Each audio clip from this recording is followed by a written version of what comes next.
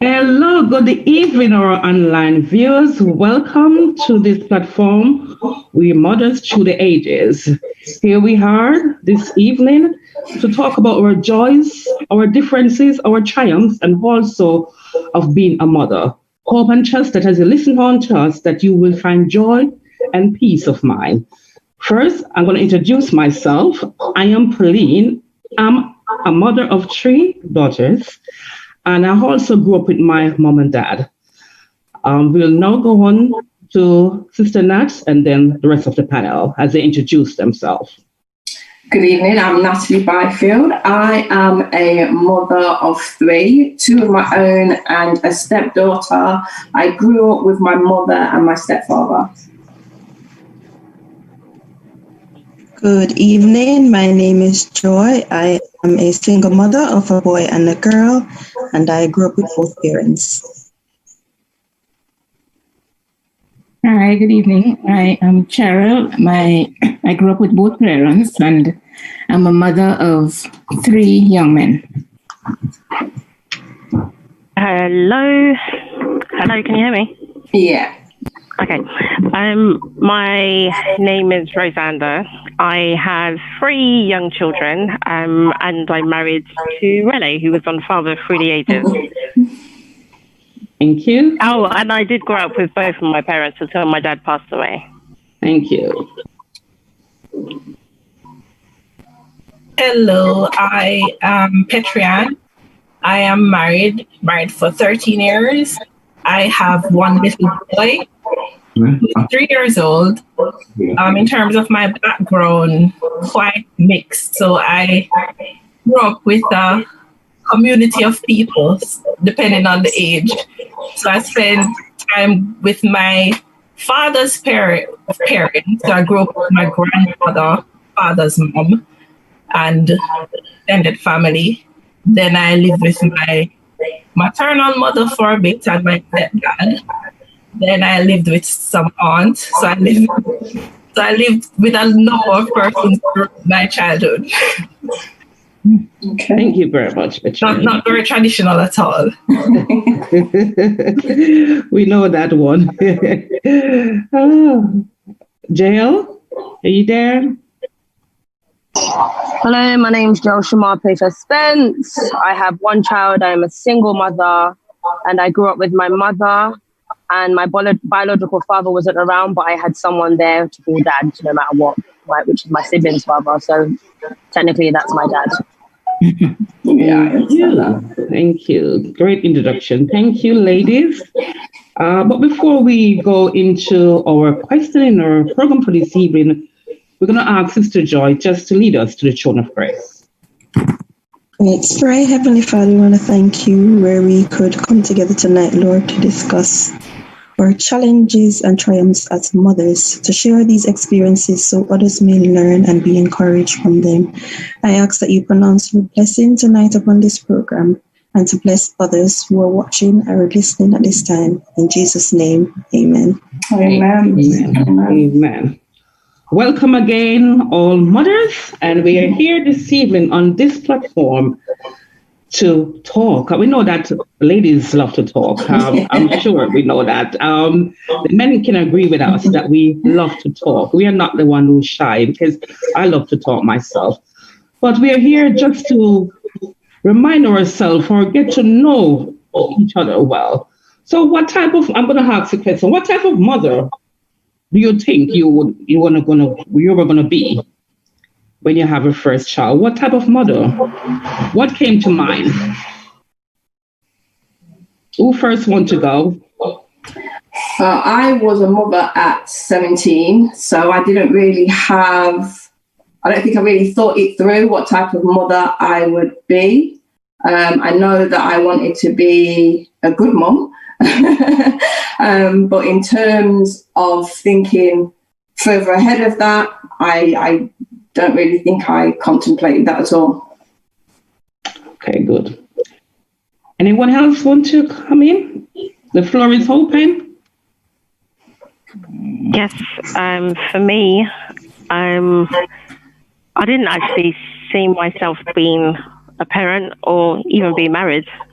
But when we got married and decided to have a family, I didn't know what parent I would have been, but I wanted to be a good Christian woman that would lead them in God's way. And that's down from their diet to their education, their social skills. I just wanted them to be Christ-like children and a godly mother. Yeah, thank you, Rosanna. Who else? Growing up, I always loved children.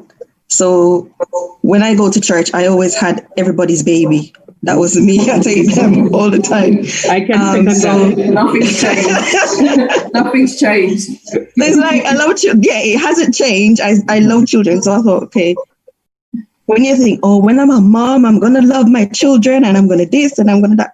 Yeah, that's me. I love them. But you also realize it comes with more than love, and that love extends to discipline and education and love for God and for others and respect. So it's an entity of a lot of qualities that you need to have to put into them to grow up. Yeah. True.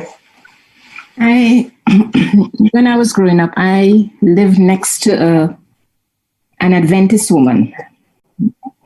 I was Anglican, Church of England, and she would have, this is an elderly woman, and she would have worship on an evening, and you would smell her bread from the next door. And she had one of these old-time ovens that I wish I can get one made for myself even now. And you would smell it, it's right through. And we used to grow, her grandchildren would be with her, and I would go across and sometimes have worship with her. And I think that left an impression on me because I dreamt, I visioned that one day, if I have children, I will do the same thing. I would have that kind of, I would attempt a bit of what she has done. Yeah. And another thing, this is just on another, this is so far-fetched from what I'm saying now. I felt that, put it this way, I don't like taking medicine at all. Right? I would give medicine, and I would tell you all how my husband would say, you would pull down all sorts of bottles. But when I get sick, I hate taking medicines. And I had this dream that I don't want my children having to take any medication.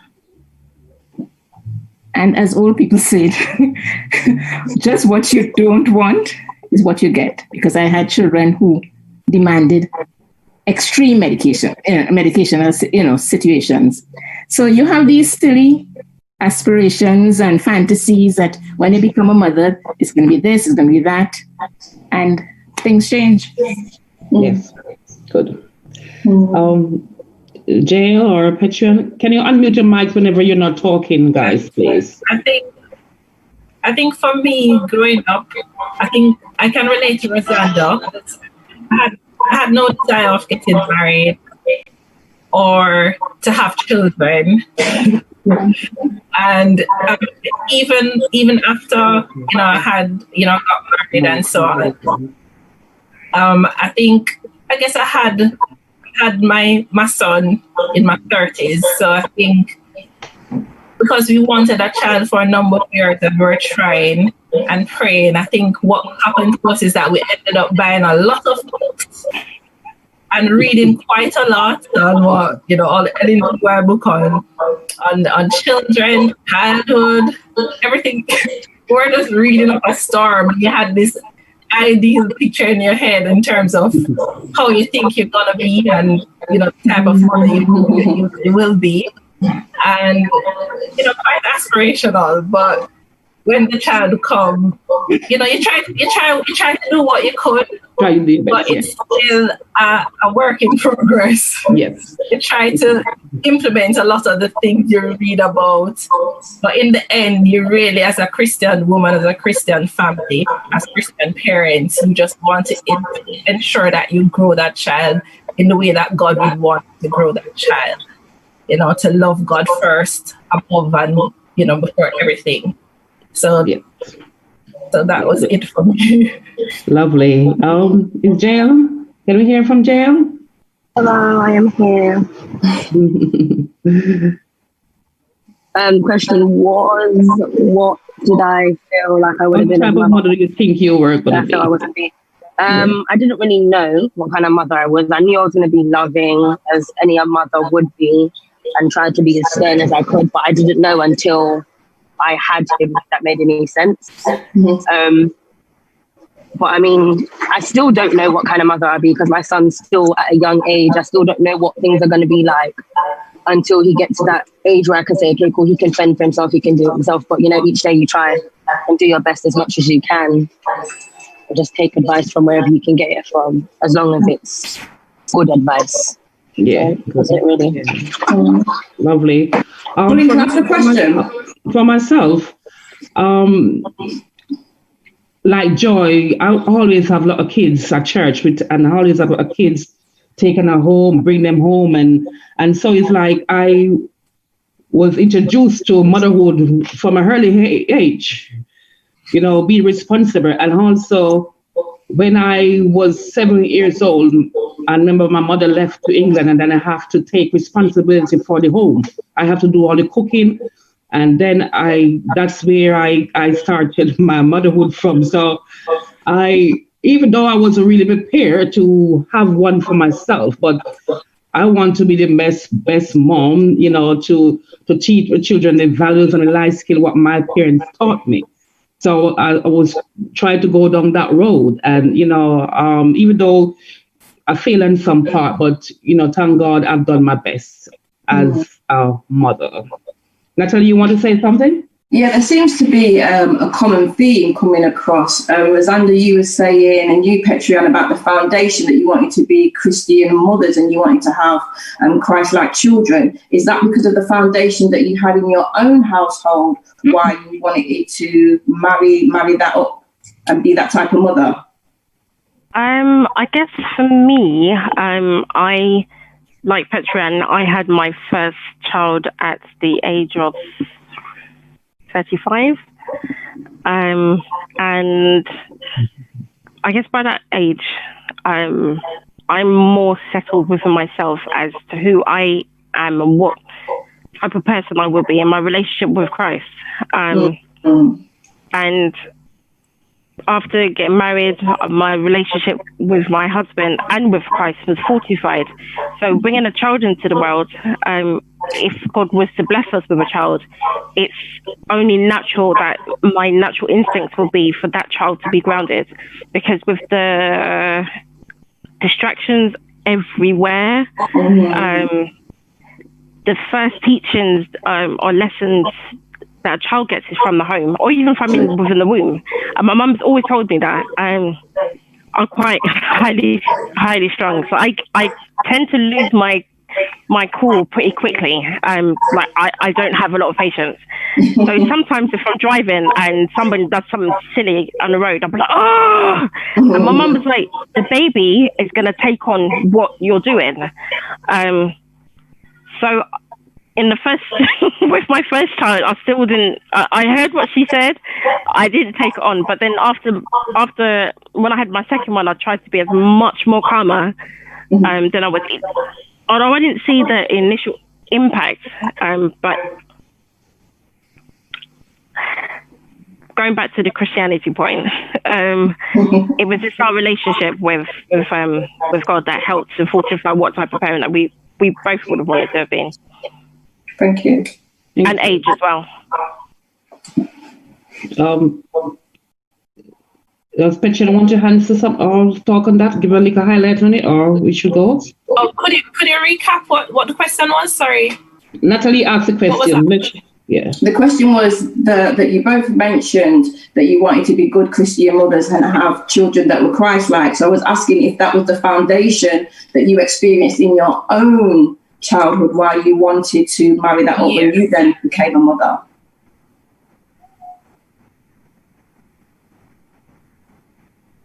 Okay, no, I mean, not really. As I said in my introduction, I had a mixed. I was brought up by a number of different communities within my family.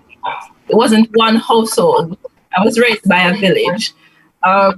So what happened was, in my younger years, up until I was about 5, I was living with my grandmother, and they were Christians. They weren't Adventists. They were Pentecostal Christians.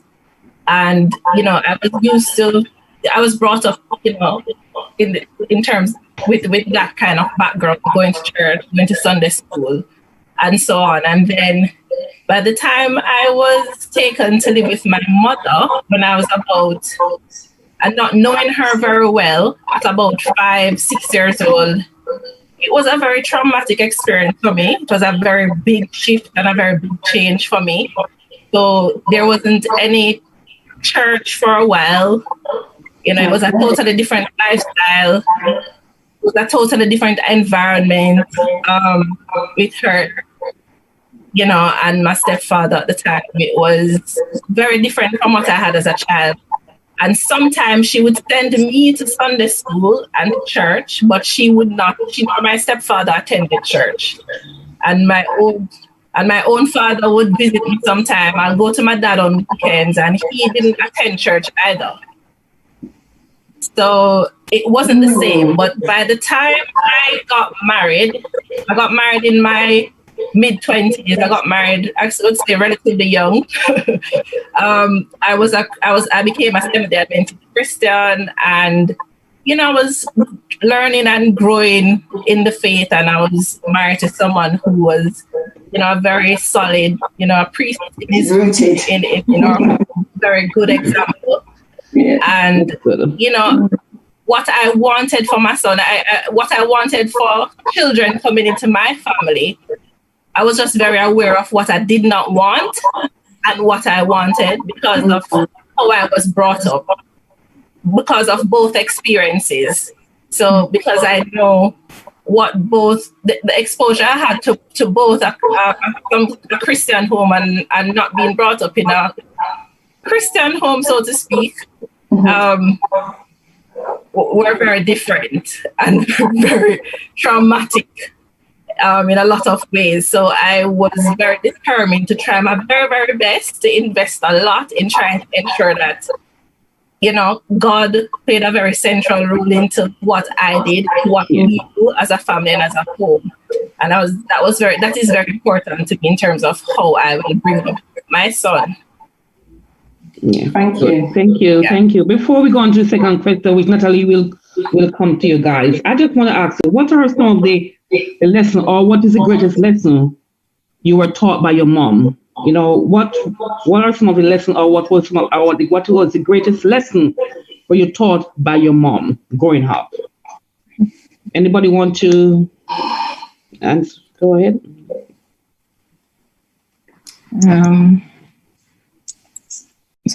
I guess for me, she's always right. How does it impact on you as a mom today? And how does it impact on you as a mom? What are some of the greatest lessons, or some of the lessons, or one lesson? One main thing your mom taught you and you have it until today. You still hold on to that. It's taken me a while to realize that she's always right. When I was younger, she was never right. But as I've gotten older, my mom knows what she's talking about. And I didn't understand the phrase, walk with your handbag. As soon as I had a child, walk with your handbag. Yeah. What does that mean? It means like, don't believe in your child any and everything. She's now your responsibility. Treat your child like your handbag. Walk with your handbag. Yes. Can I just say that that's something that my mum said the same thing to me. I couldn't go to my mum's house with my first child and say, I'm just going to run to the shop. No, you take your child with you. Oh my God. What I had learned from one thing, if I can put it, if I choose one, from my mom is a phrase that she used, and she would tell me, in life, you never get settled. What she meant by that is, as soon as something gets, okay, you plan and you say, after you do so and so, and you can accomplish this, you will do that. And you'd be more settled now, you'd be more thing. And she always reminded me, in life, you never get settled.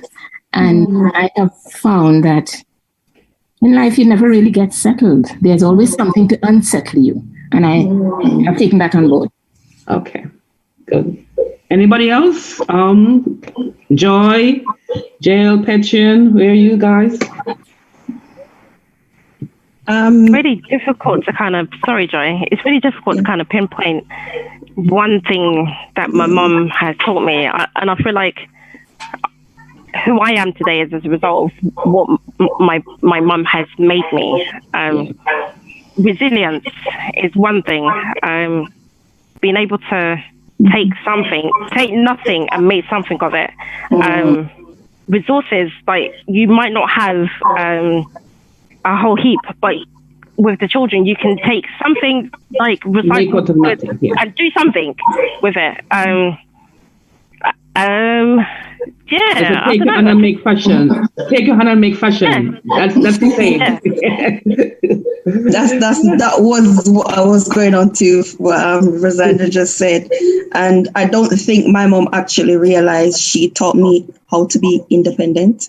I find I am very independent and self-sufficient. Whatever I don't have, I wait until I can afford it to have it. And she has taught me that. Yeah. Okay. All right. Natalie, can you go on to the second question? Yeah. Was it easy to bond with your child? And if not, why not? Was it easy for you to bond with your child? If not, why not? I'll jump in here then. My second child, I would say, we bonded, but I went back to work quite early. So I went back to work when she was about 7 months. So that connection that I had with her, I feel like it shifted, because the theory is that a child will bond closer to their primary giver. So at that time, at 7 months, her dad was her primary caregiver. So it came a point where when I would come home, she would just want me for the milk and go straight back to her dad. I did have an element of jealousy. I'm like, why don't you want me? But I wasn't there throughout the day. So all of her time was up and down with her dad. I think we had the bond from birth until I went back to work. And even now, their relationship, like I hear the conversations and I'm like, don't talk to me like that. But that's just the bond and the relationship that they do have. Okay. Sorry, it's funny you say that, Natalie. In terms of the bond, because on the flip side, I've been at home with all of my children, and I notice that when Daddy comes home in the evening, they're literally all jumping on him, and they're having conversations and fun times. And because if I'm the one at home and I may have to discipline them or tell them off, etc., although we have a really good bond, but with Daddy it's different. And just from on what you're saying, on the flip side of you being out, I'm home, but then when Daddy comes home, it's Daddy! Everybody run that, yes. Yeah. I didn't get that. Never. Mr. Boldo?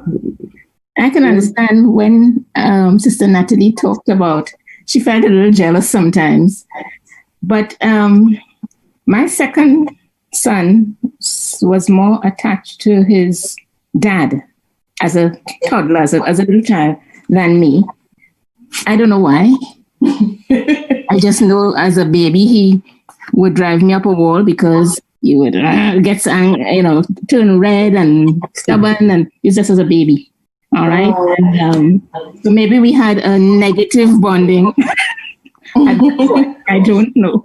But I remember as a toddler, he was going from Trinidad to Grenada with his dad, and just a little child, and he's there just waving me by as if, well, I'm glad to get rid of you. I'm like, what's this, It's not that I felt jealous, because probably there was a part of me that was glad to get a little space too. Yes. But I can understand. Yeah. You find out that some child bond with their dad more than the mom, and Jael, what about you, Jael? For me, I guess bonding with Cairo while he was in the womb, and obviously after he came out, even now, was probably the most important thing to me, because I don't have that great relationship with my mother. Although now I've got my son, things have got better, but before we never had a great relationship. So me wanting to bond with my child and not have things go the way things went with me and my mum was the best idea I had in my mind, especially because obviously his dad's not around. Making sure that I give him all the love and the affection and the care that he needs is the most important thing to me. I don't know, I guess everyone's got their own idea of how they want their child to bond with them and whatever, but yeah, that's me really. I just want, obviously he's still got a while to go, because like I said, he's still young. I've still got a long way to go till he gets to a certain age and he probably understands himself, but just making sure that, he understands that how much I care for him and I love him is the main thing for me. So yeah.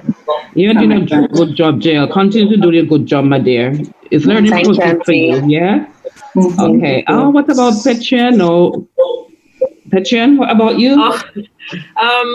When my son was born, are you hearing me? Yeah, I'm hearing you. Perfectly. You can hear me? Yeah, go ahead. Okay. Yeah, when my child was born, I think I bonded with him really well. I think I was a bit possessive of him. I don't think when he was very small, I don't think I wanted to share him with other persons. Like when they came to just take him for a while so that I could get some rest, I'd be like, where are they going with my baby?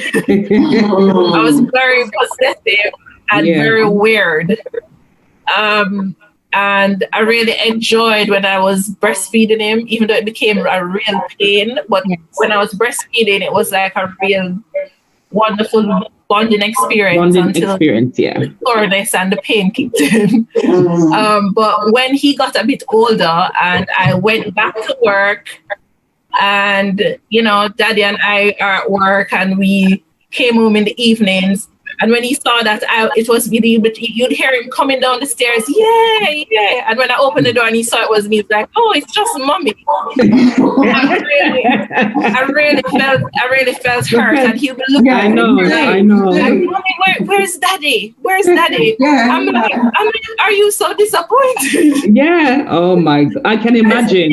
Oh. Yeah, and I think for him, Daddy represents the more fun parent. Yes. All the games, all the playing around, goofing around, riding on back and everything. Yeah, and I think he sees me more for like comfort.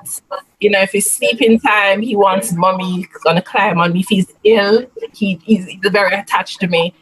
But that part hurts a little. When he come home and he's like, it's just mommy. I know. Have we heard from Joy yet? Or? No. So with both my children, I was able to be home with them for at least the first year before going back to work. So I kind of developed a good bond with them. So it's like when it came to the point now when I went back to work and came home, all they had to hear was the key in the door and the voice, and they would crack up. You see somebody crawling out, come into the door, like excited, it's mommy. So, yeah. But I agree with Petrian. Daddy's always like the fun person. Yes. And mommy's like the disciplinarian. You've got to. So it's that relationship. I remember my first child. I didn't want to put her down, and I ended up paying the constant because she would never go to nobody at all except my dad and two of my brothers. I think it was Roger and another one, Michael. And then when I leave her to go to work and to go to town, that child would bawl for the whole day and don't drink nothing. So I had her all the time. Nobody wanted to take her from me. Nobody wanted to take her out because she was just crying, spoiled, don't want to go to anybody. So I think I was the cause of that because I had her too much in my hand, hold her up like, so you don't want to let her go. And then she ended up being a spoiled child. But anyway, I love my three girls. All three pregnancies was different, different way you're born and everything. So it's lovely. I was able to bond with them in a very good way. Unfortunately, I think it was only Kashina dad was there up to 6 months with me and her. But the other two dads weren't there. It was just my family was there with them. So because I was living with him, I was at my parents' home. So yeah, it's good, to bond with your child and to have that love and that. Okay, let's get on to our next question. It said, did the presence of a child after your relationship with your child's father, or was it, alter? Did the presence of a child alter after your relationship with the child's father? Was it alter? If yes, and how was it? If it's yes, also, was it altered? So once you had your child, did your relationship alter, or did it remain the same? Did it grow? Did it deteriorate? How was it after the child? Because they do say that some men become jealous when a newborn is around because the attention is no longer there. So how was it for you? Sorry, can did the presence of the child alter, with your relationship with your husband or whatever? What did it alter anything? Did you notice any difference or anything in the relationship? Yeah. Oh yes.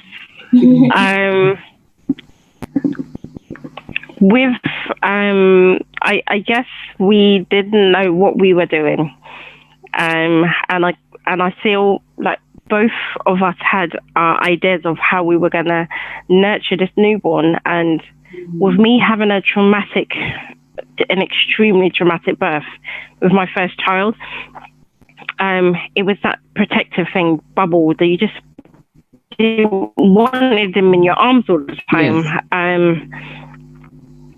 And I had postnatal depression, only slightly, with my first one, but I didn't know that I had that because I kept crying for no reason. And small things would just literally be huge. And my husband didn't understand who this woman was. Like, where is Ray Sander gone? So I could quite safely say that at that point, I felt like our honeymoon period had ended. Like, we had the most amazing relationship since 2005 up to 2013. It was amazing. But then when we had our child, it was like all these emotions that I had to deal with. I just wasn't able to deal with it properly, and that kind of impacted on our relationship. I wouldn't say that there was jealousy, but I guess misunderstanding. So from that point that you just made, did you seek medical help, or did you just go through it by yourself? I didn't know. But it's not until my third child. I had it slightly with my second, started bursting into tears, but it wasn't as bad. But by the third time, my husband now realized, and our relationship had literally been grounded. But yes, with the first child, we there was arguments unnecessarily. Yeah, but it changed after a while. Or were you able to get over that and Oh yeah. I guess once my emotions had kind of settled, I was able to see things differently, and we both wanted the best for our child together and our family as a unit. But it was a really strange period. But as I said, with my last child, the postnatal depression peaked really badly. And it was I had to take the baby to the doctors, and it was the doctor that actually picked up on me on my. She said I was quite flat, and so all the doctors in the surgery kept calling me to make sure that I was okay. And they kept the health visit on me for a little bit longer. But yeah, we got through it, and he was much more supportive. Yeah, thank God for that. Thank God for that. That you've been through that, and at least he was there for you, and that God has bring you through to that. Yeah. Anybody else next in line?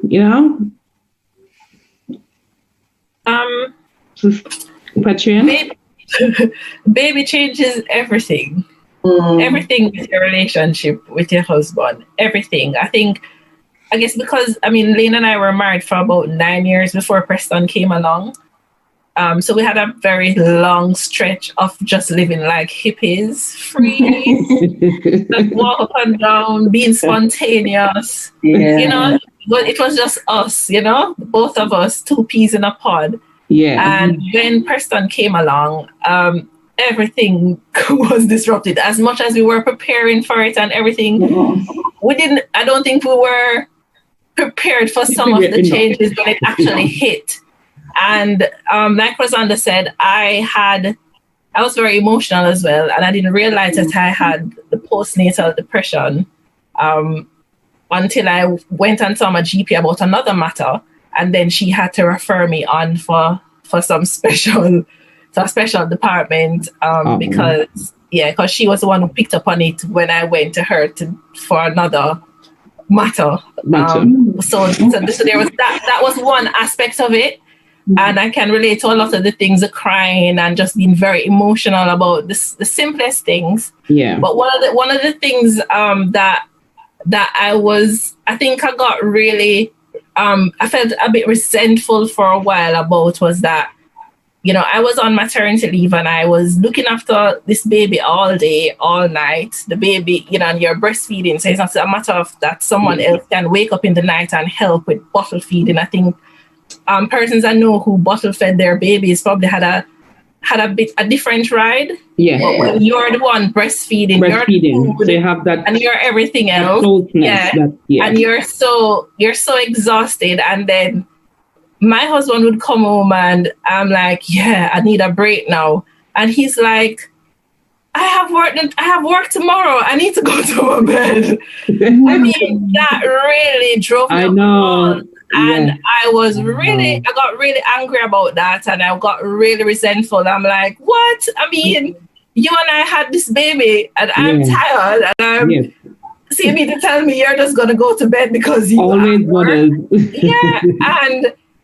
a lot of different things, because you have that issue as well. You're stressed, you're tired, the baby only sleeping for 2 hours at a time, and you just get tired, you just want to scream. And one night I just lost it. And I got up, screamed, shoved the baby to him and said, listen, I need you to look after this baby because I need to get some sleep. And I just lost it. On another level also, it's your husband and he wants his attention as well. Yes. I don't think there was any jealousy, but he wants his attention. He wants his time with you. He missed that. Yes. Special time with you, and I don't think we managed that aspect of it quite well. But the baby changes everything. That's just two examples of some of the significant things that happened to us when our child came along. Yeah, and it's a good thing that you guys, were able to work through, because sometimes it happen in relationship and it doesn't work. It causes separation. So it's good that you two of you work through it, and then you understand each other and can have that that way, that you understand each other and get over it. So it's good that amicable talk, that you can talk with each other and then make sure that everything is all right. Because it will affect you, both the baby and also him. So it was good that you all could understand each other and come to amicable agreement on that part. Yeah. Thank you very much for that. I have a question before you go on. I think it's just the grace of God that that took us through some of those challenges. I know. Yeah, I know, girl. I know. I know. I've been through, although I didn't have a husband or so, but I've been through some of those things, like, with the crying and the depression part of it, till Dr. Evil give me pills for that. And I think what helped us through it is that, when you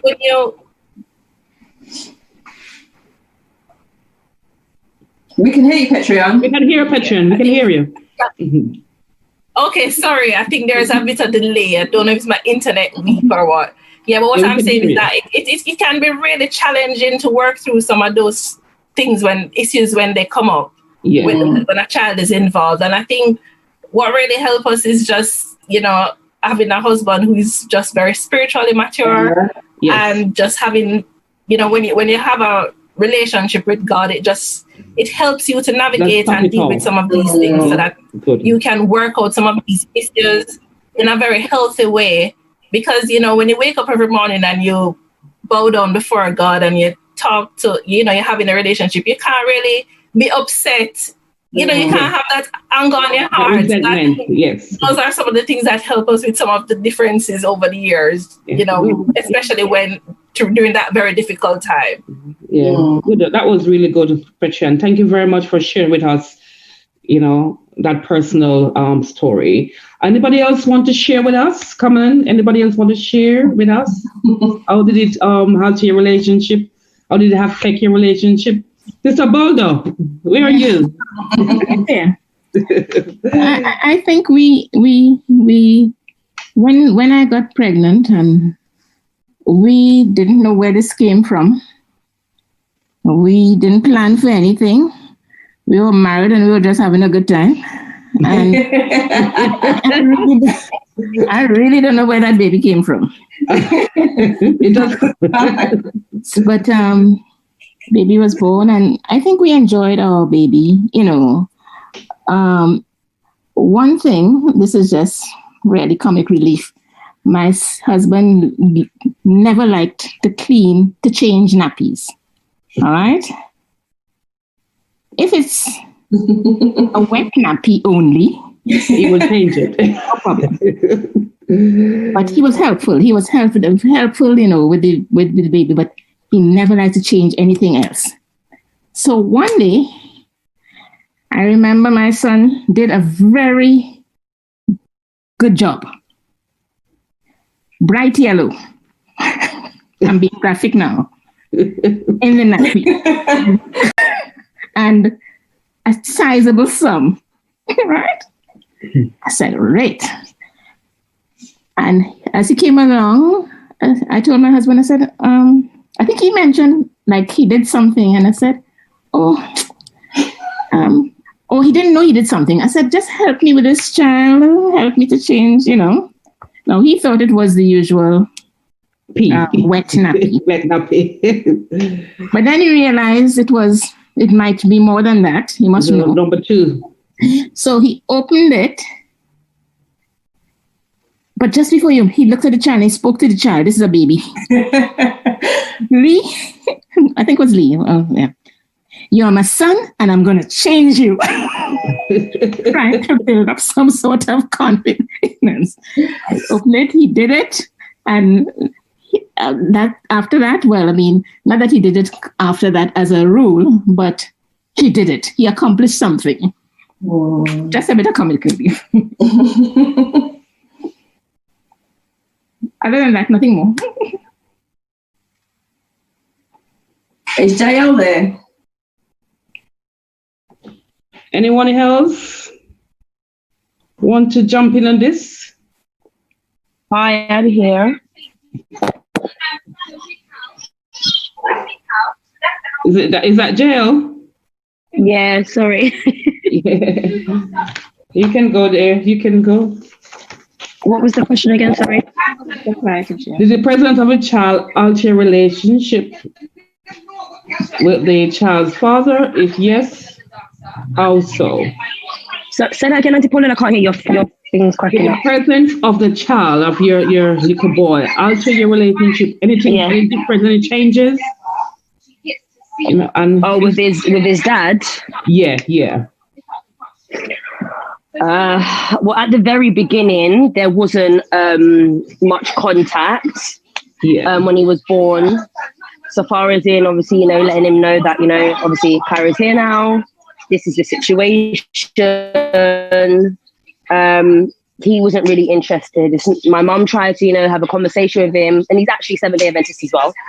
So my mum tried to have a conversation with him. There was a few moments where we decided that should we go down and speak to him? Should we go down to Holloway Church? But it was a case where I didn't want to be the one to look crazy or look silly by running anyone down. It's a case where I've got family members and I've got uncles and I've got brothers and everyone else that can be here to support me.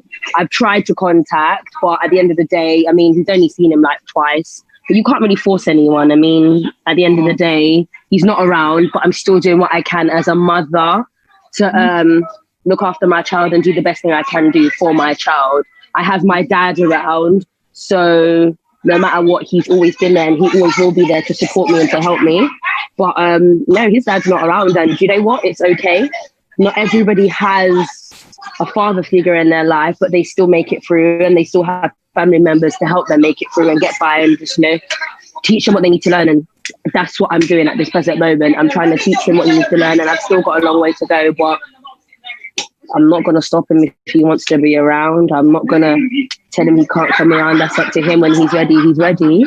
But in the present moment, in now, I have to do what I have to do for Cairo, and that's what I will do. And I'll teach him what I can and be the best parent I can be. That's it. That's lovely, Jill. Thank you. Okay, thank you very much. I just wanted to just quickly revisit the postnatal depression element and just ask, knowing what you know now, would you have sought help if you had known what you were going through at that time? Would you have gone and sought some attention? Is that question for me, Nat? It's to the panel, the ladies that were suffering from postnatal depression. Knowing what they know now, would they have gone and sought medical advice if they had known before that's what they were going through? I hope that makes sense. Yeah, no, probably not. Because it's only for a time. It doesn't last. Having gone through it the first time, just only very slightly, it once your emotions, your your hormones settle, it kind of dies down and you go back to normality. Whereas if you go to seek medical advice, they may want to prescribe medication to you, and I'm totally anti medication. So no, I wouldn't. Thank you for your honesty.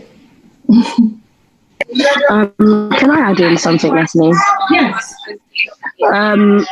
Personally, me, I suffer from depression and anxiety, but I didn't go through the whole postnatal depression stuff, but I know through people around me what it was like to deal with. And I feel like some people don't go and seek help from the doctors because they don't know where it would end up. A lot of people nowadays, the first thing they think of is, oh my God, social services is going to get involved, and they don't want anybody else to kind of interfere and like make them look like they're a bad mother.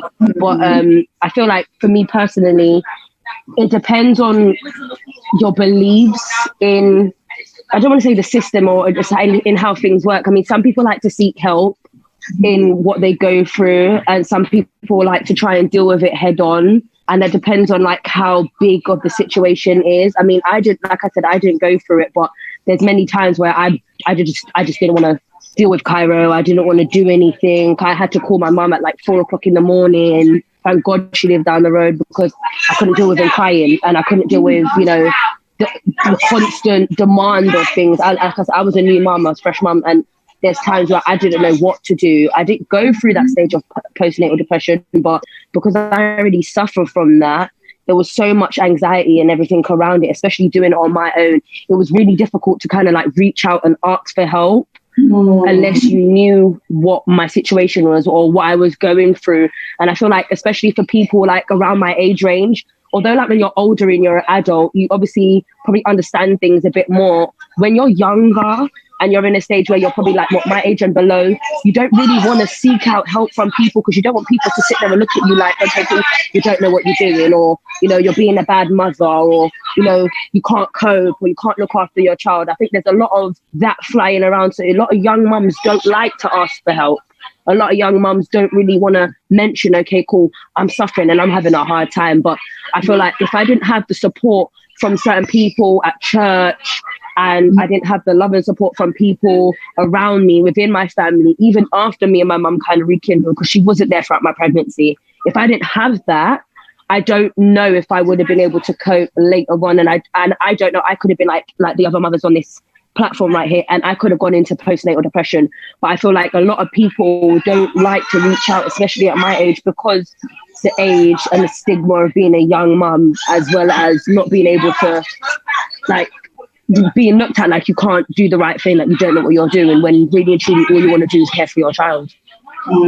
Thank you for that, JL. So I'm just going to ask you one more question. So looking back now, you said that the support of church and support of family. Outside of that, what additional support would you have liked to have seen, and where would you have liked that support to have come from?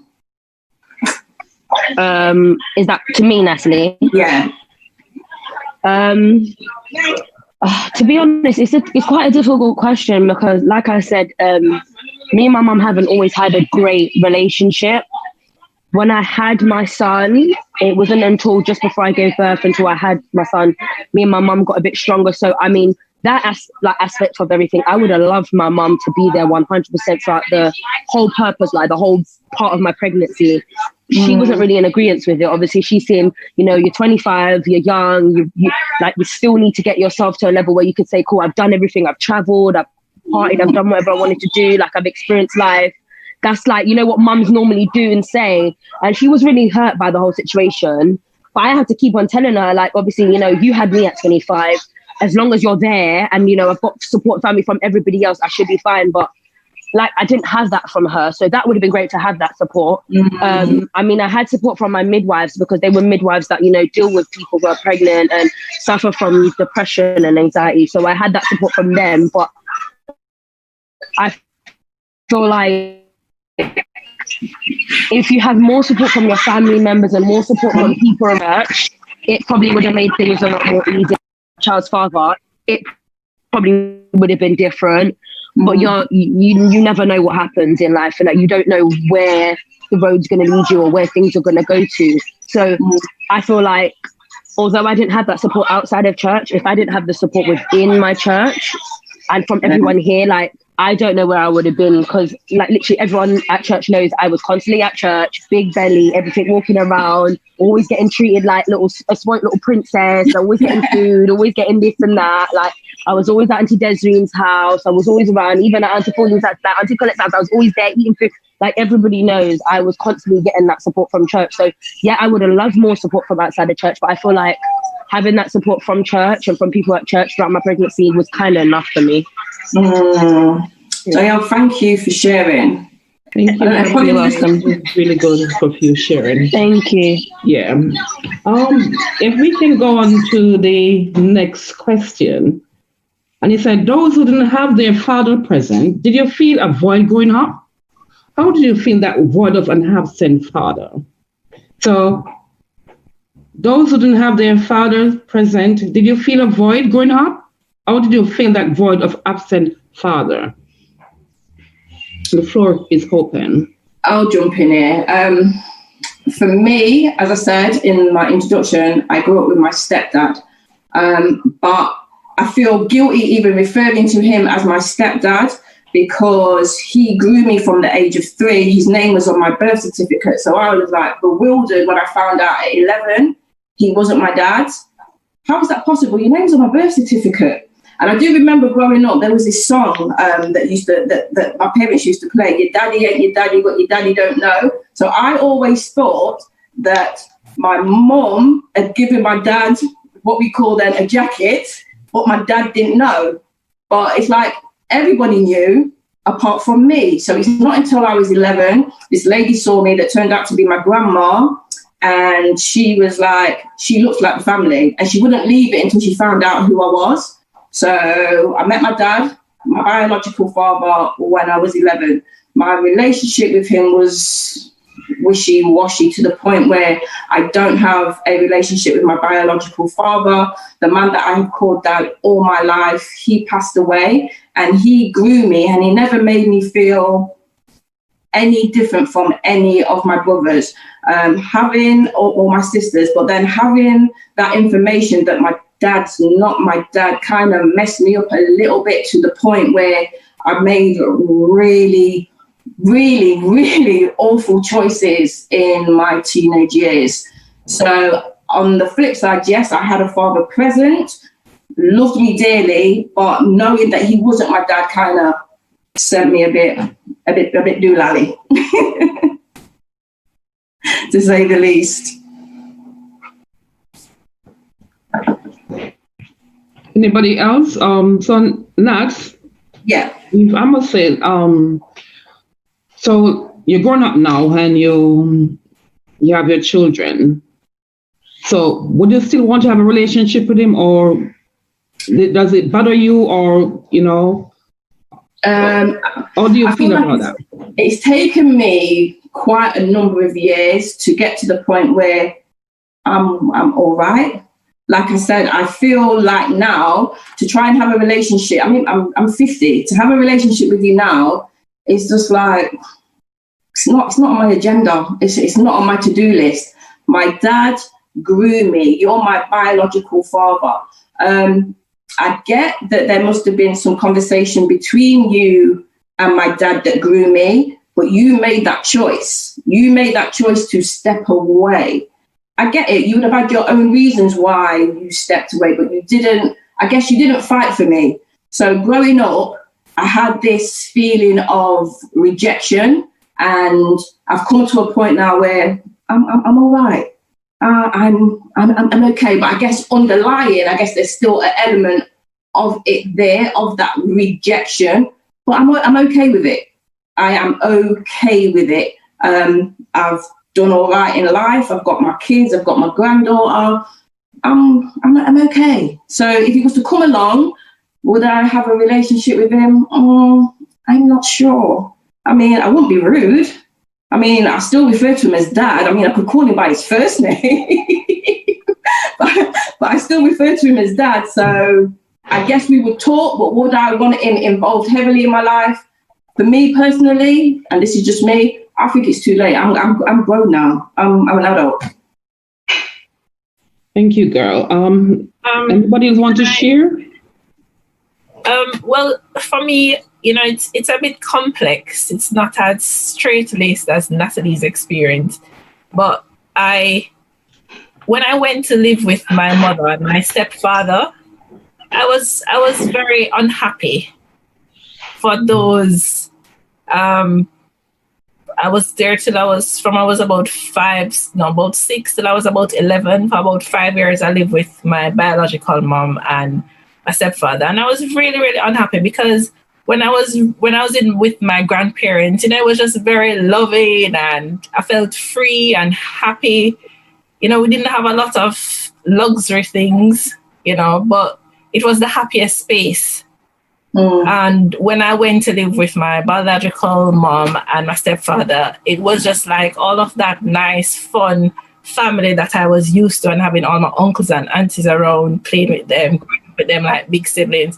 I lost that, and then my dad wasn't there, and I was always constantly yearning to go back to that place, to go back to that happy space where my grandmother was, my father's family was. And I was in this environment where, you're constantly hearing your mother saying very bad things about your father, and your father who you love so much.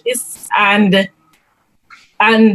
you know that your dad trying to get to see you, your dad was making an effort to try and see you and to be involved in my life at that time. Sorry. It's all right. It's all right, Petria. Sorry. We got you, girl. It's difficult. It is difficult because your dad's meant to be your first love. And like I said, for me, I had my stepfather. And like I said, I feel guilty referring to him as that. I know, girls, it's very hard. And, I can say that I have my father was there with us. The only one thing that my father wasn't interested in was our education. He would provide the food for us, but he would never be in our education. He always said that we should learn skill. And my mother would hustle the money and send us to school because my mama always said, education makes the man. It's good to have, I want you to have a good education. I want you to be ambitious. That's what my mom. But my dad wasn't that person. But on the other hand, he always provide for us. He make sure he have a roof over our head because he was a mason himself. And he had a farm where he go and plant everything he planned, so you don't have to go to the market to buy. And so he provide for us. But when it comes to education, he wasn't there for us. And so, he died 2001 and I missed him while I was over here. May his soul rest in peace. But he has been there, even with my children, my two girls. He was like their father. Nighttime when I want to sleep, he will take them and feed them. So my dad was like my child. He was there for me with my two girls. Then he was there for me every step of the way. So I am so happy that my dad was there, and I can give him that, even though he was busy with our education. But on the other hand, he was there for us. I'm so sorry, Natalie and Petrina, that you didn't get that, that love from your dad. But I got love from my dad, but I think my mom played a role in trying to prevent me from seeing him. Yes. And she would always say these very horrible things. Yes. And you couldn't say anything because she was just very bitter and angry at my dad. Yeah. And as a result, I think she was probably trying to get me to hate my dad too. But my dad was always coming by, trying to see me. Yes. Sometimes she would hide me so that he wouldn't be able to see me. Sometimes he'll come to try and get me to take me to the doctor. It was just always a war there was just always this constant big war and big fight about when my dad was trying to get access to me. And I think sometimes like women should try and put the children first. Yes. And not try to use the children as a weapon. As a weapon. Relationship. Yes, yeah. As a weapon. And I think especially as Christian women, I think we can't copy the world in how they do these things because, your daddy wasn't there or whatever. So I am okay to behave like how the rest of the world behaves and treat him funny and don't want to honor him and don't want to respect him, My mother and I don't have a good relationship from then and until now. My stepfather was a great support to me when I was living with them. He's passed away now, but he was a wonderful person. But my dad was away for just those short years, and it was mainly because of my mother's interference in trying to keep him away and to try and set him up to be the enemy. and try to set him up. But it was never like that because, I was always used to seeing him around, coming around, taking me out, offering support. And, my dad and I are very close. But for that period, when I went to live with her, it was just very difficult because of so many things, and I don't always felt like I was thrown in the middle of that. Yeah, and I don't think it's right. It was fair enough. Yeah, it's not fair. Yeah. It's not, and I think that's as women, we really do need to be mindful of how we do stop the father from seeing the child, because we don't understand the impact that it has, the trauma that it causes, that we take through from our childhood to our adult lives. And it's only because we have certain people around us and different coping mechanisms why we can maneuver through it. But if we didn't have that, it would be very damaging. So we really need to be mindful of how we deal with the fathers, and the same for mothers. It's imperative that you're only spiting the child and you're creating underlying issues, because we're both still a little bit emotional about our experience. So that tells us, even though we're grown women, there's still an underlying issue there that we kind of need to address. And that was one of the things with me, that I didn't want to badmouth my children's dad to them. I always thought, when you grow up, you will find out and make your own decision. You don't need me sitting there, because I'm going to take it from my point of view. And how your father is with me, he ain't necessarily going to be like that with you as his daughter or his son. So... yeah, and that's why it's so important that us as women really, not, because I think that the children needs both parents in their lives. And when you take away that from them, it causes damage right up till adulthood. So if the father wants to be in the life of the child, I don't think that the mother should prevent them from looking after their child and see their child. No matter what bitterness or hatred, the child is in the middle, and the child needs both parents. Because even though most of us are single moms, I struggle. I would like to have their dad there with me to help me, but because it's not possible, I didn't choose that. But we as women must stop using our children as a weapon. Let them know that they are loved by their dad. Whatever a dad might do, because sometimes men just don't think like us.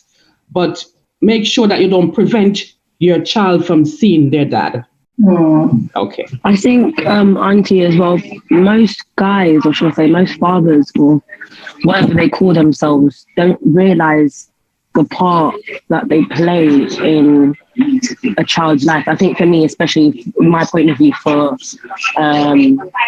a female, because my situation is very much like Natalie's, where I didn't find out that my dad, who I've been calling dad for basically the first part of my life, wasn't my dad until I was about 10.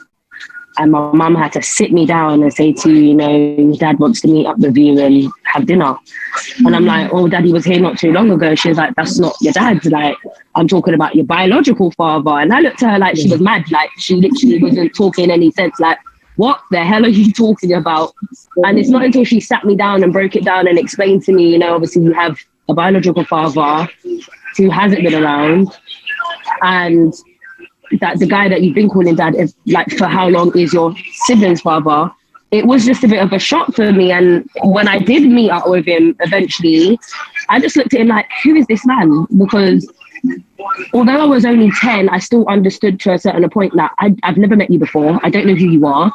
You haven't been around, and I've been calling somebody else dad. So who are you? It kind of put a bit of confusion on my brain. And then obviously when I did confront my brother, because my mum at first told me not to say anything to my siblings, like, don't open your mouth. Because my siblings, when we were younger, were the type will say things to like hurt and jab and get at each other to make each other feel horrible. So my mum was like, just don't say nothing. Just keep it to yourself until, you feel like you're ready. But I'm that type of person where I'm always caring, I'm always loving. I just wanted to tell them what was going on. I wanted to share that part of myself with them.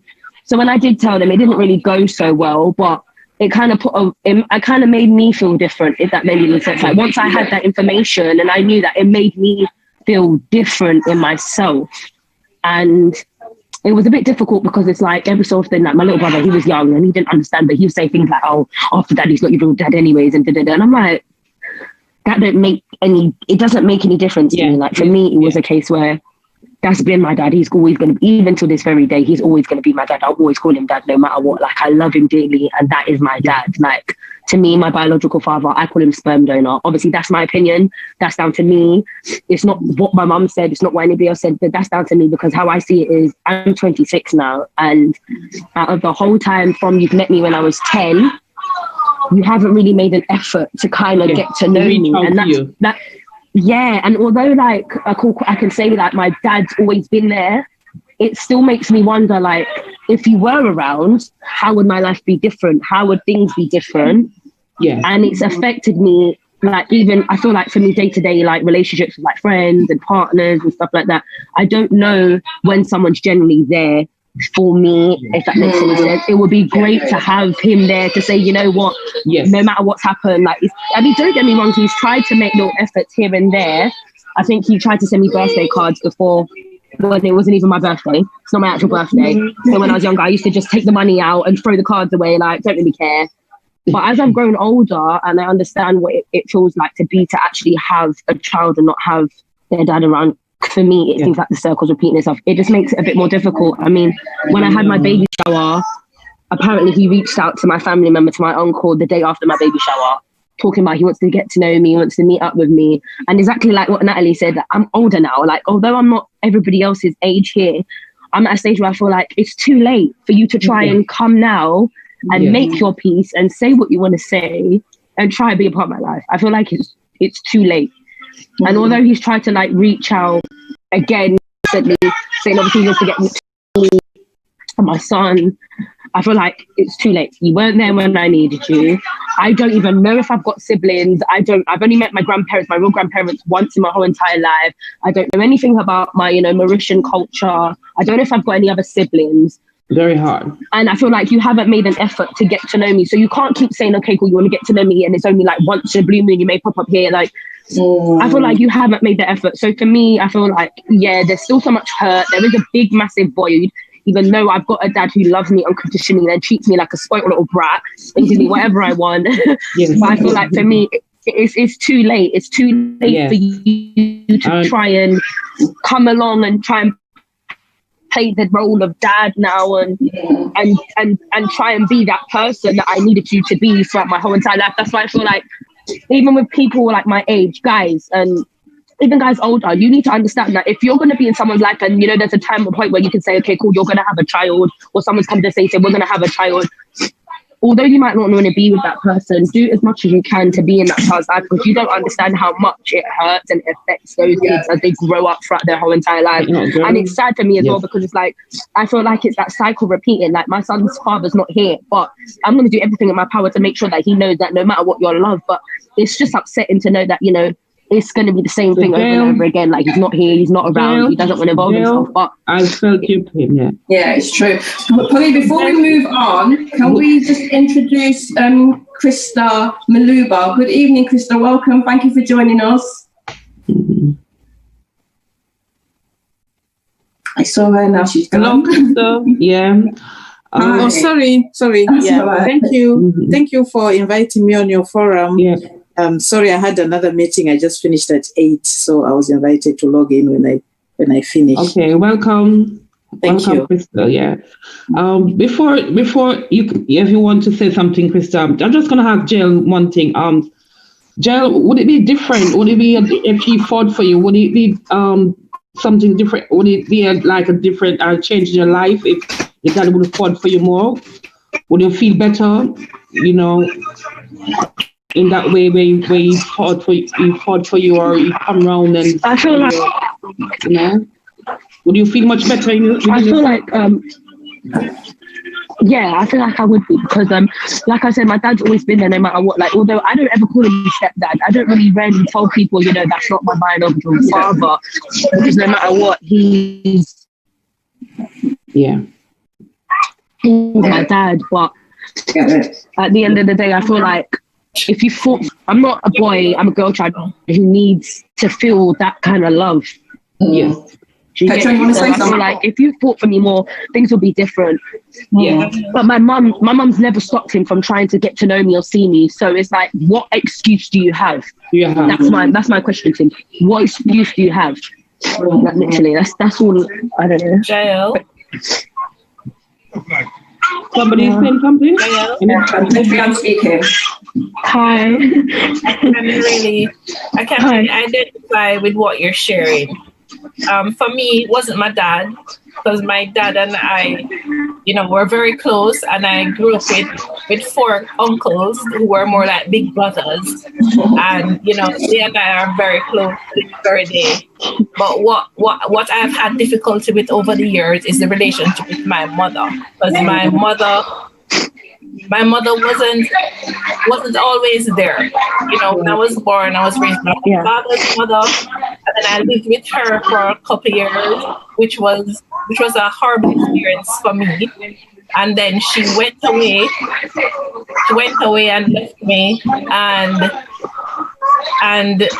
then every so often she would just pop up in my life, and then disappear again, and then pop up in my life and disappear over the years. And the thing, I think somebody needs to mute the microphone. Hearing a lot of background. And I think over the years, I think I got, I don't think I had much love for her over the years. And I think I was at the place where you were, where I was like, you know what, I'm grown. I don't need her. When I needed her, she wasn't around. I have my dad, I have my family, I have my father's family, and I have so many wonderful women who are mother figures for me over the years. And I used to just dismiss it like that. Said, you know what, I don't have anything to do with it. I'm not gonna, reach out and so on. And, after I became a Christian and I started, I really still struggled with the idea of having a civil relationship with her. Mm-hmm. And it always haunted me, and I've spoken to a number of friends about it. Do you mean that I still, I felt justified in my opinion and in my behavior of being bitter and being just angry at her and saying, no, I don't have nothing to do with her. I'm not gonna, just say hi and bye. But I know within myself that I don't think God was pleased with how I was behaving, with that situation. And it took a number of years. It didn't happen overnight, but it's something I had to really pray about and struggle with and wrestle about with God. And, I'm like, because the Bible tells you, you have to honor your parents, honor your father, honor your mother, and I'm like, how am I going to honor that woman? In my mind, I'm saying, no, she's horrible. I mean, you understand? And I'm like, no, but you can't do that. That's what other persons do. You're a child of God. You can't do the same standard treating people how you think they should be treated. You have to try and see them with God's eye. And there are lots of hurt and pain that you feel from this person, and it's not easy. And it's something that I'm still trying to do, and trying by God's help to try and get to where I need to get to. Yeah. But it's not just babysit, and just keep talking to God about it. But don't but be willing, be open. Don't log it off and say, no, you're too old, our time is up. You understand? My mom, she's I've tried to speak to her and keep the connection going over the years. When she heard I had a baby, she wanted to meet him and so on. And I, went, she lives in America, I went to look for her, and I took my child and, let him meet her. And I tried to let him call her and, call our grandma. And I tried to make an effort. And it's not something that happened overnight. It's a real struggle. Mm-hmm. But don't give up on your dad, with God's help.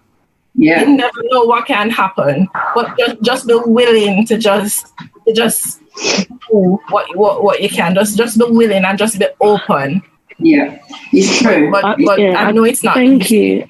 It's like a coping. I feel like for me, and Natalie, but it can happen. Yeah, it's like a coping mechanism. I feel like for me, because I'm still quite young. At first, I did want to kind of like be willing to be open to having a relationship, but I feel like after I had my son, I felt like that. But you've only contacted me now because I've had a child. Like, what is it because you've heard that you've got a grandson now, kind of thing? Why?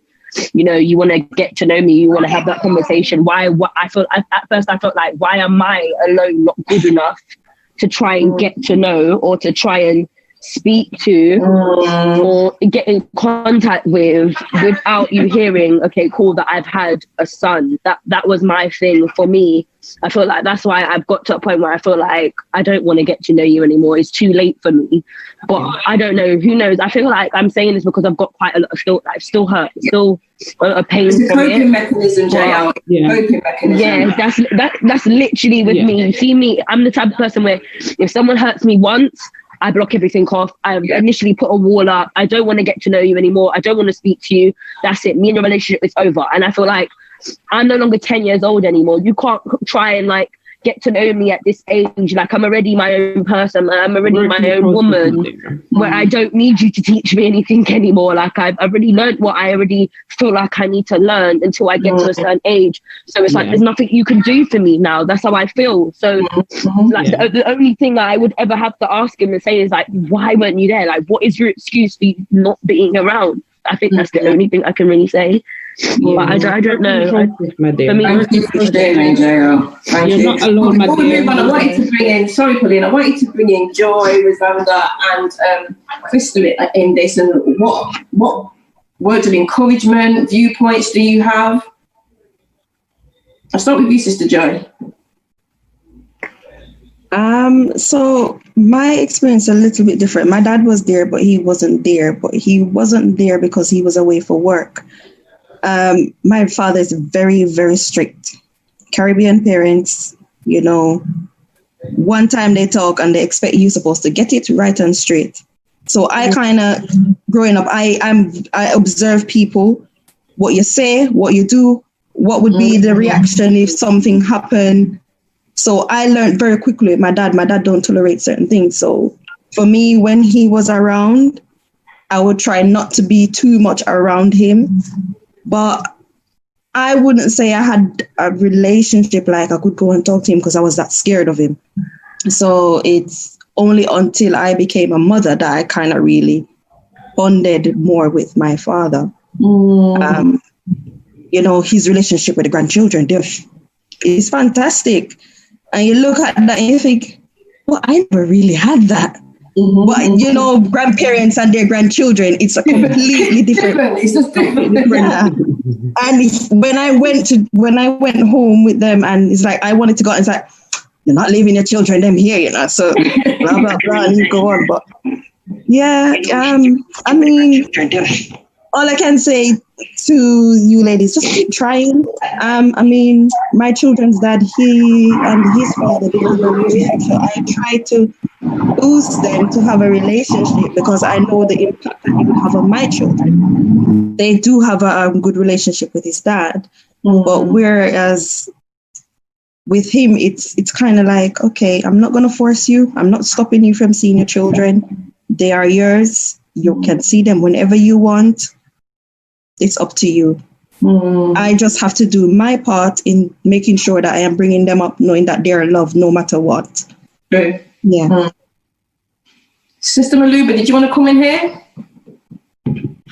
Yes. Thank you, ladies, for listening to your testimonies about relationships.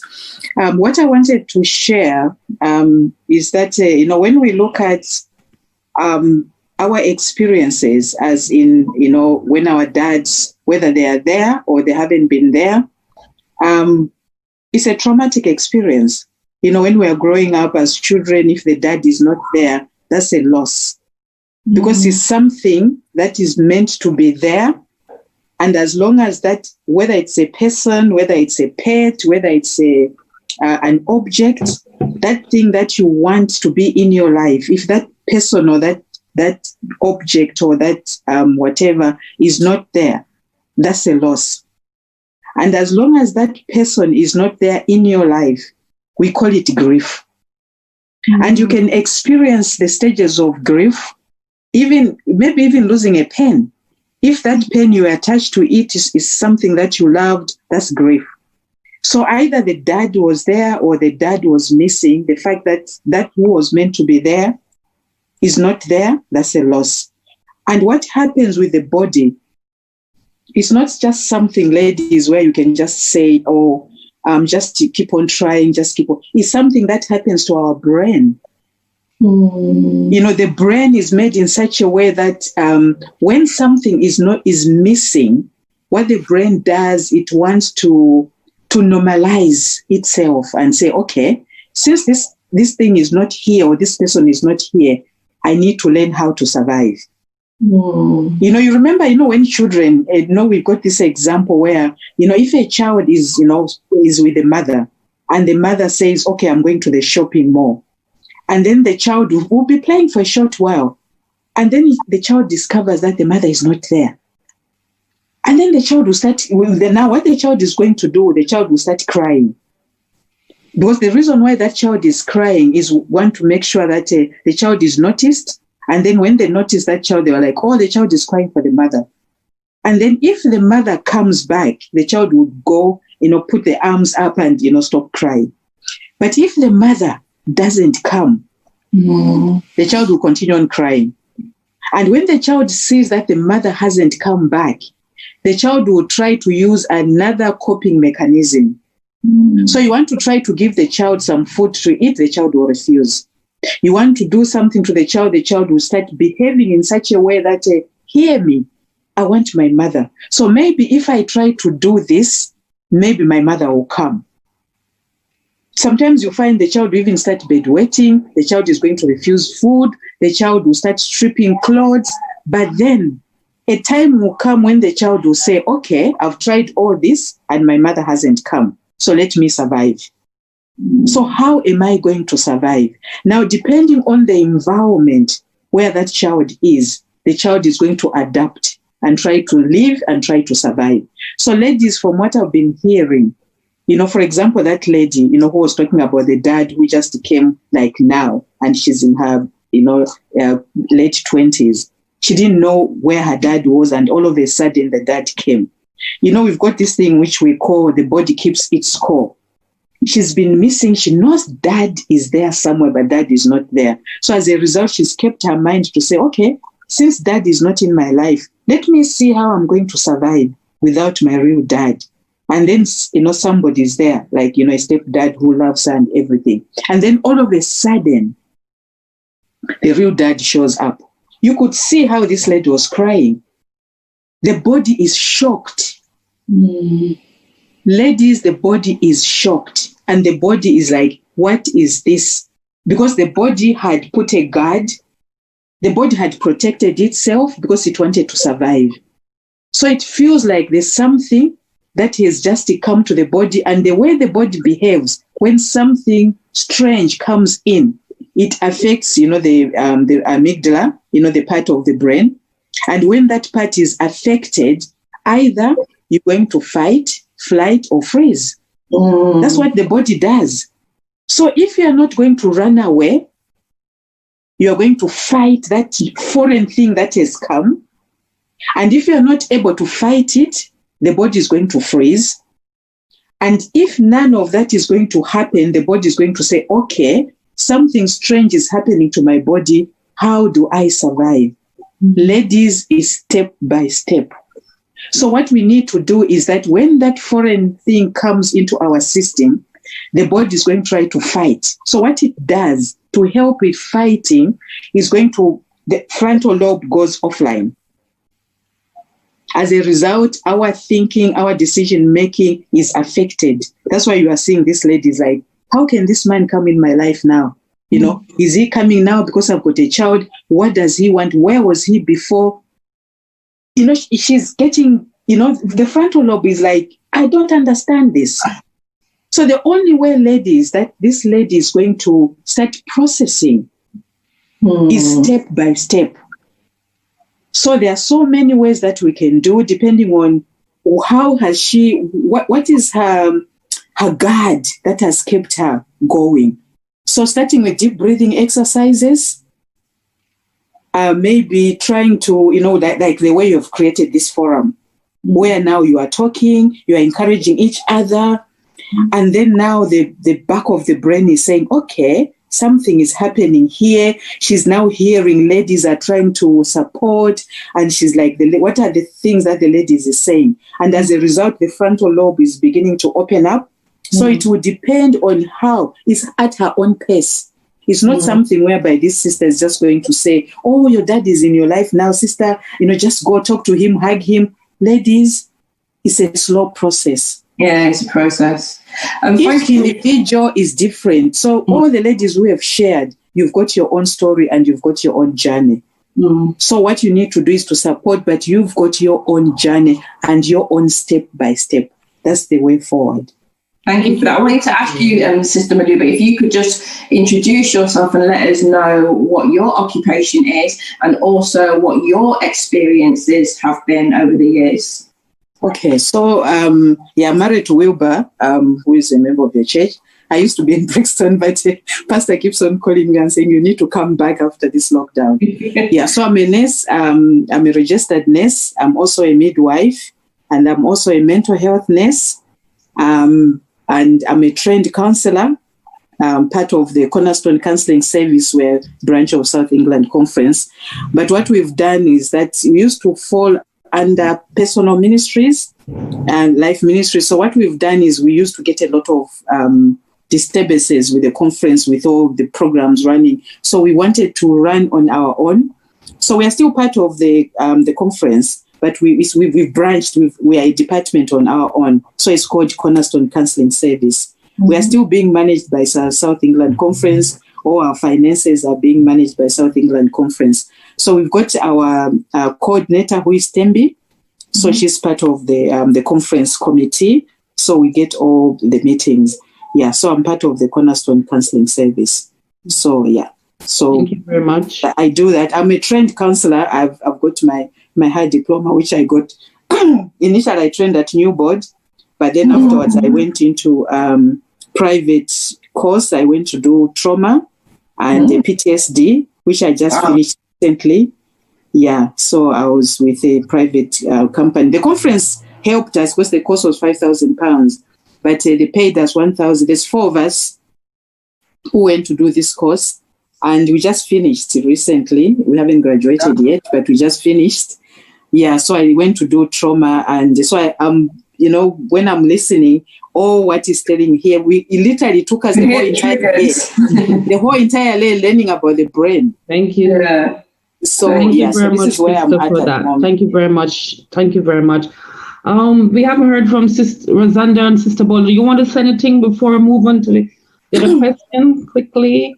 And I will say that, ladies, my heart goes out to you, and I hope that you will eat processly, slowly. And I just want to let you know that you're not alone. That's really good, ladies. The platform. You're not alone. I feel your pain, and you're not alone. A hug from me. Amen. Sister Bola, Rosanda, I've heard from you quite from some time. Do you like to share anything before we move on?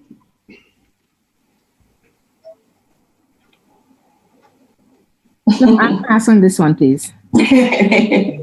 Rosanda?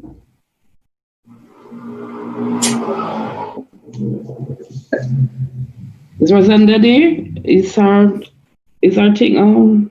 Is she on mute? It's unmuted. Yeah. Hello. Hello. Yeah. We were just like to say, you want to share anything before we move on? About the people, about the question about my dad played a massive role in my life, so I can't really. Okay, that's all right. Yeah. All right, that's good. Let's move on to the next question here is, do you think the father of your child has a role to play in the way you approach motherhood? Do you think the father of your child has a role to play in the way you approach motherhood? Question is for everyone. The floor is open. I can say something on this one. Yes, I think one thing my husband has taught me, and it was like his mantra, is choose your battles. I am one of those who would have fought everyone. I'll just be saying next. Because when I mean, not really literally, but you know what I mean. I feel you deal with things. I'm not saying you have to fight in an aggressive manner or deal with it in an unstructured or, although when you're upset, there isn't much structure to it anyhow. That's true. But, I have learned, if it's one thing I've learned from him, is choose your battles. Decide what you're going to deal with and decide what you'll keep silent on, and just simply pray. I don't still agree with everything that he decides. He decides to let low or let lie, but more often than not, I think he's right. Yeah, I say with that with a little bit of reservation, but yeah, I have to admit. So I've learned that. I'm applying it. Sometimes I have to swallow hard and grind my teeth, but I'm applying it, and I think it's good. It's good. Yeah, I like that, Sister Waldo. I like the fact that you said about the application. Thank you.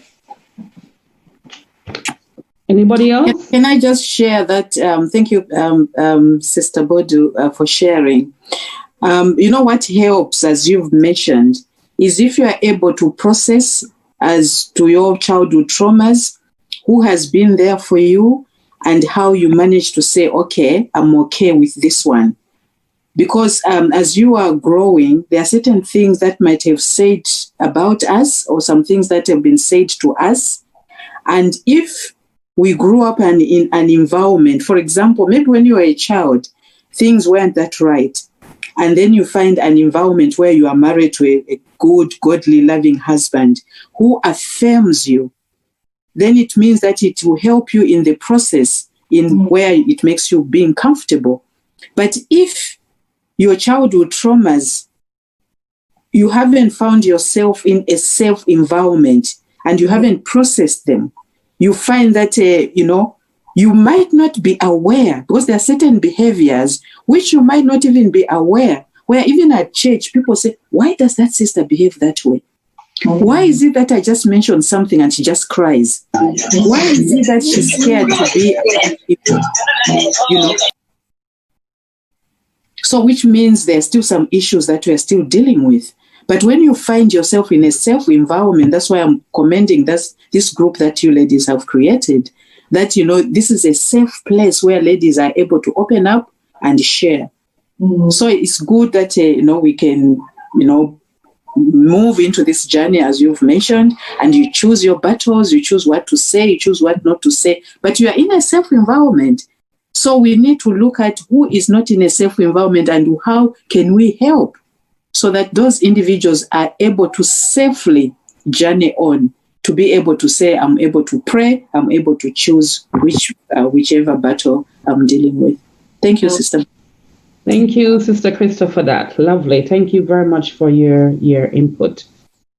We're going to share with you some slides at the moment. So just a brief about mental health. And I hope that okay, it's here now. So there's a lot of support for you. There's the cornerstone counseling, as Krista talked about. We have parenthood in mind. We have the navigating parenthood. So all these are there. Anybody who out there watching who needs support in these areas, these are the places you can reach out to. You're not alone.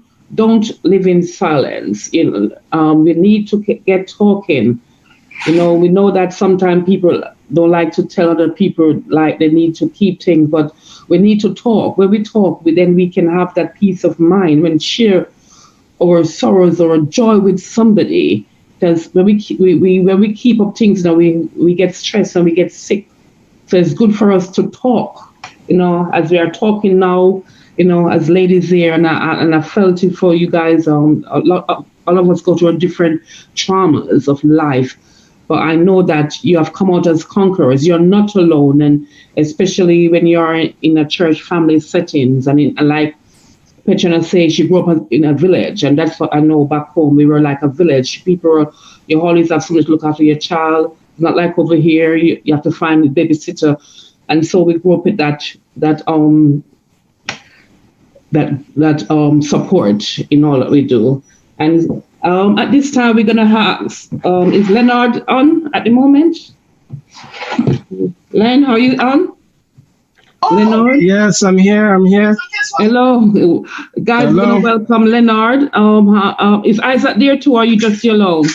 No, it's just me for now. Isaac had to leave. Just want to welcome Leonard. He's going to just have a little talk to you about the program for Father Through the Ages for next week.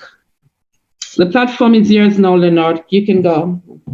Okay, good afternoon, everyone. And good evening. I must say I've enjoyed your program. Thank you very much. I've been doing my little bit of exercise and my housework, and I have you in my ears, and I'm listening, and I'm grateful to have Sister Maluba who came and share from our expertise. Yes. And to make light of what we were talking about. Thank you very much for that. And for all you ladies listen, I don't think you realize what you did today. It is amazing when we come forward and open up. I strongly believe if you had that kind of exposure when you were younger, I believe you would deal with things differently. And myself, because I'm sure there's some young woman, even older woman now, who would have been through some of the things that you talked about today and can now say, you know what? Oh, actually, yes, this is what I've been feeling all the time. Okay, wow. I mean, even women with postnatal depression, I'm certain there might be a few persons who didn't know that's what was happening. And I'm grateful for the men who stand by when you were going through what you were going through. I can tell you it's hard. I've had my portion of it. So thank you very much, ladies. And I'm hoping that somebody in the audience leaving here today thinking differently and understanding that they're not alone in this kind of feeling. However, I'm looking forward for your support next week. Ladies and gentlemen, the men are coming out, and they're coming out stronger than they did 2 weeks ago and last week. Amen. We are much more comfortable now. We acknowledge that you are feeling, you understand us more. And with you opening up today, we know more how our action affects you positively or negatively. So next week, come out, support us, and we will try to. I know we would have said these things in the home, but there are people out there who need to hear what we are going through and how we are dealing with it and how they can in turn deal with them also. Yeah, thank you. So next week, 7 o'clock, same place, same time, the men are going to come out and let you know how we feel and how we intend to go forward from here. And hopefully, like I said with you, some young man would be able to be stronger in his relationship with his father and with his child or children. Yeah, thank you. Thank you very much, ladies. Thank you for that. And for the finale, we're going to have the way forward through the ages, and that will be on Thursday, the 13th of August at 7 p.m. Ladies, we are going to have this final say on this platform. So those who are hearing my voice, please put this date in your diary and remember that we need your support. So come out and listen to the final, the way forward, the healing, the way forward. Thank you very much. And as we continue on our program for tonight, and if I'm going to ask you now, you said, what would mothers want fathers to know about their journey through motherhood? And how can a father assist you in becoming better mothers? What would mothers want fathers to know about their journey through motherhood? And how can a father assist you in becoming better mothers? The question is out. I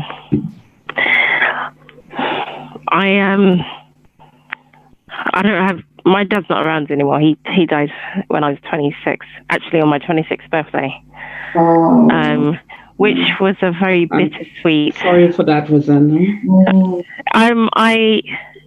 I have learnt to, although it can still bring up emotions, I've learnt to deal with the loss. But it's a shame because I know my dad would have been an amazing granddad, grandfather to my children. My dad, what my dad taught me from the time that I had him,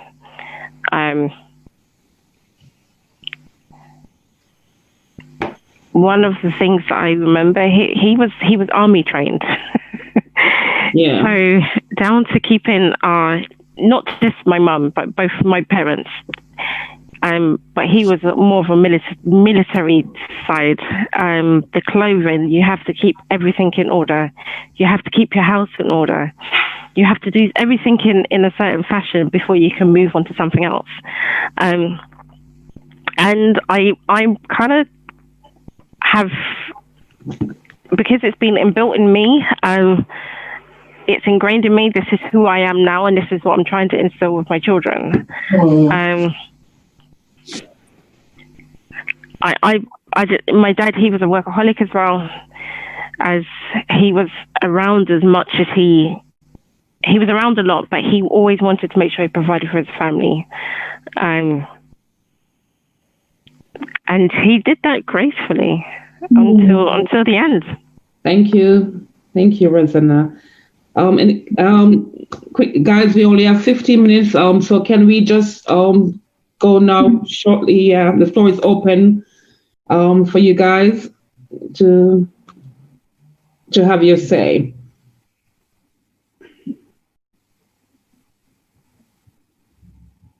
I think I would say to the men is pay attention to the emotions. Sometimes we as women, when we're going through things, we won't speak to our husbands or partners, but we expect them to actually know what's wrong with us. So we literally have to open our mouths and speak because they're not mind readers, but they also need to understand when they see the pressure piling on, they need to say, all right, stop, I'll take over, or what do you want me to do from here? Just show that you are actually picking up on what you're giving off in terms of your emotions. So I think that's my opinion. Yeah, I like that.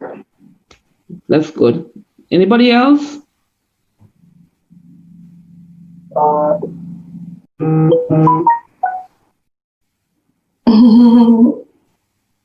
Anybody else? Well, I want to. My dad died too in 2001 when I was here, but I know he was he was there for my two girls, my two first daughters. Was an amazing granddad. He always looked after them and feed them. You know, as I said, at nighttime, he would take them from me when I was tired. Even sometimes I had them on my stomach. I'll just feel like somebody just lift them up and he just come and take them from me in the bedroom. And, you know, so I have that family support. I did have that family support, my brothers and my sister and my other family members. So, you know, it was, but having Kashina over here was a different experience. I didn't really have that much support. And it was a different experience for Kashina growing up. But, you know, I, as I said to you ladies, whatever the father may have done or whatever, I know we need each other. The children need their dad unless they don't want to be apart. If they don't want to be apart, it's up to them. But if they want to be apart, allow them to have that time. Allow them to get have that relationship and get acquainted with their children. Don't deny them of that, because it will only hurt the child in the end. And God bless you, ladies. And I was so thrilled that you came out and you poured your personal thing, and it was a blessing. And I hope that those who are listening on would able, to be healed from whatever they're going through, the healing process for you, are able to open up more, so that we can talk about these things. So we need to talk about these things. We tend to put these things aside, but I think this is a very important platform that has happened here, and we just want to thank Jessica for allowing this platform to be heard by the ladies, and God bless you all. Just one last thing before wrap up. Anybody want to just give a last thing? Natalie, what you want to say something? First, I want to thank everybody for being so honest and so open, and just to say that I know within myself I have coping mechanisms. I guess to a certain extent there may be an element of denial, and I really do want to work through them. And I want to thank this platform for enabling me to realize that I'm putting on a brave face. I'm trying to pretend like I'm not bothered by it, but speaking about it, opening up about it, getting emotional about it tells me that there's still some work to be done. I would say never, because you never know what can happen tomorrow. So thank you, ladies. Yeah. Thank you. Thank you, everyone, for coming on this platform tonight and sharing your triumph, your hopes, your joy, and whatever you have been through. And thank you very much for that, ladies. And whatever we don't get through tonight, we ask that we can share it on the 13th finale. So we ask that you come back on the 13th pair to share more joys and whatever you have to say to the audience. So God bless you, and thank you again. Before we go, would Crystal like to pray for us? Crystal, would you like to pray for us?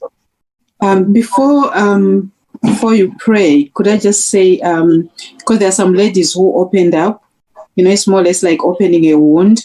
Yeah. And then when you close, you just leave that wound open. Yeah. And then you don't know what to do with it. And then you find yourself saying, was it okay for me to share? Yeah. I wonder what the ladies are thinking. They saw me cry, and I've opened something which nobody else knew on this platform. So the only best way to do it, ladies, is when you open up on a platform like this, something you've never shared, is of course to reassure yourselves that this is safe, and whatever you've shared is safe. You're not going to share it with anybody else unless you give them permission. And then also, when you feel so overwhelmed when you get home, just do some deep breathing exercises. It sounds so simple, the deep breathing exercises, but they do an amazing work, because it brings, blood to the frontal lobe, and it helps you to process. And also, if you feel again overwhelmed, call a friend so that you can pray together, so that at least what you have opened is not just going to leave you vulnerable. Yeah. Thank you very much, Crystal, for that. Thank you. And I hope that the ladies can take that on board.